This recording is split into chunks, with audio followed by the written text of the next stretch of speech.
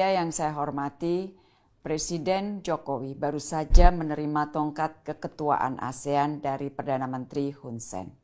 Keketuaan ini akan mulai berlaku 1 Januari sampai 31 Desember 2023. Keketuaan Indonesia dijalankan di saat situasi dunia masih dalam kondisi tidak mudah. Dari sisi geopolitik maupun ekonomi, situasi masih belum kondusif dan dunia masih mengalami tantangan multidimensi. Tantangan dari sisi geopolitik, rivalitas akan tetap tajam. Kita berharap rivalitas ini tetap dapat dikelola sehingga tidak muncul konflik terbuka atau perang baru. Pengelolaan yang sama juga penting dilakukan di kawasan Indo-Pasifik dan di Asia Tenggara. Dari sisi ekonomi global, jika negara dunia tidak segera memperkuat kerjasama, terutama mengatasi krisis pangan, energi, semakin sempitnya ruang fiskal negara berkembang dan juga masalah pupuk, maka situasi ekonomi dunia tahun depan akan semakin suram. Kita patut bersyukur di tengah pertumbuhan ekonomi yang diproyeksikan terus menurun, pertumbuhan ekonomi di kawasan Asia Tenggara berada di atas rata-rata pertumbuhan ekonomi dunia. Kawasan ini memang pernah terkena dampak krisis keuangan yang cukup dalam. Namun setelah itu, Asia Tenggara memiliki kinerja ekonomi yang cukup kuat. Pertumbuhan ekonomi kawasan ASEAN hampir selalu di atas rata-rata pertumbuhan dunia. Misalnya, 2012 ASEAN 6,2%, dunia 2,7%. 2015 ASEAN 4,8%, dunia 3,1%. 2018 ASEAN 5,2%, dunia 3,3%, dan di 2019 ASEAN 4,6%, dunia 2,6%. Proyeksi pertumbuhan ekonomi kawasan ASEAN tahun 2022 sebesar 5,1%. Diprediksi lebih tinggi dari pertumbuhan ekonomi dunia sebesar 3,2%.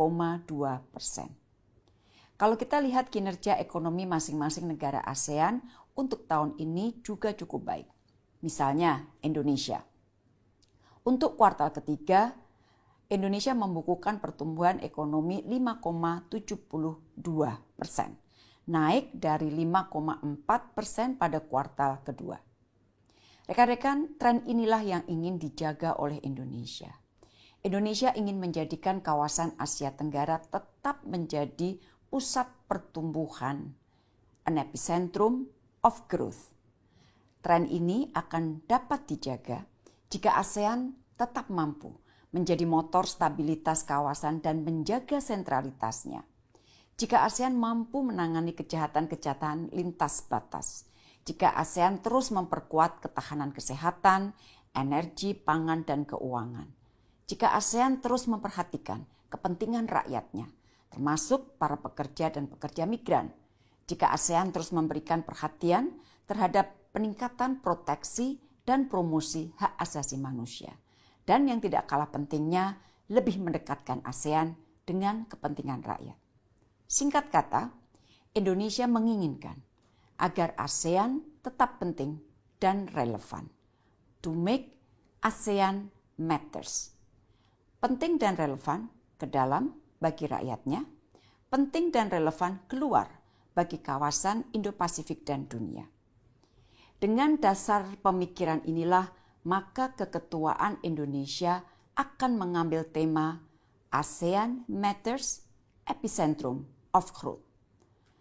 Mengenai logo, inilah logo keketuaan ASEAN yang telah disampaikan Bapak Presiden pada saat serah terima keketuaan ASEAN dari Kamboja ke Indonesia. Logo ini menggambarkan langit, gunung, laut, dan bumi serta burung maleo sebagai salah satu kekayaan fauna Indonesia. Langit merupakan visualisasi dari merangkul, mengayomi. Gunung dan bumi merupakan visualisasi dari kekokohan dan kestabilan. Gunung juga disimbolkan sebagai simbol arah pertumbuhan yang optimis. Bentukan gunung bersifat layaknya sedang bertumbuh mengarah ke atas. Sebagai representasi arah, visualisasi tersebut memiliki arti membawa keseluruhan ASEAN bertumbuh ke arah yang lebih baik. Lautan secara konseptual merupakan penghubung dan pemersatu setiap pulau antar negara dalam kawasan. Simbolisasi fauna dengan profil burung maleo merupakan representasi kekayaan hayati Nusantara karena maleo merupakan burung khas endemik Sulawesi, Indonesia. Bentuk keseluruhan simbol sangat dinamis, responsif, adaptif merespon segala perubahan yang terjadi secara internal maupun eksternal. Rekan-rekan media yang saya hormati, sebagaimana diketahui ASEAN memiliki 3 pilar kerjasama, yaitu pilar politik keamanan, pilar ekonomi, dan pilar sosial budaya. Selama keketuaan, penanganan pilar politik dan keamanan akan dikoordinir oleh Menko Polhukam dan Menteri Luar Negeri. Pilar ekonomi akan dikoordinir oleh Menko Perekonomian dan pilar sosial budaya oleh Menko PMK. Sementara sebagai koordinator secara umum melalui Sekretariat Nasional ASEAN atau Setnas ASEAN akan dipegang oleh Menteri Luar Negeri. Tahun depan kegiatan pertama adalah kegiatan pertemuan Menteri Luar Negeri dalam bentuk retreat yang akan dilakukan pada bulan Januari. Rekan-rekan, guna memaksimalkan penggunaan gedung Sekretariat ASEAN, maka sebagian besar pertemuan di tingkat teknis akan diadakan di ASEAN Sekretariat Jakarta. Gedung ASEAN Sekretariat yang baru memiliki ruang-ruang pertemuan yang memadai, sangat layak digunakan untuk pertemuan-pertemuan ASEAN. Oleh karena itu, kalau kita ingat, ASEAN Leaders Meeting bulan April 2021 dilakukan di ASEAN Sekretariat.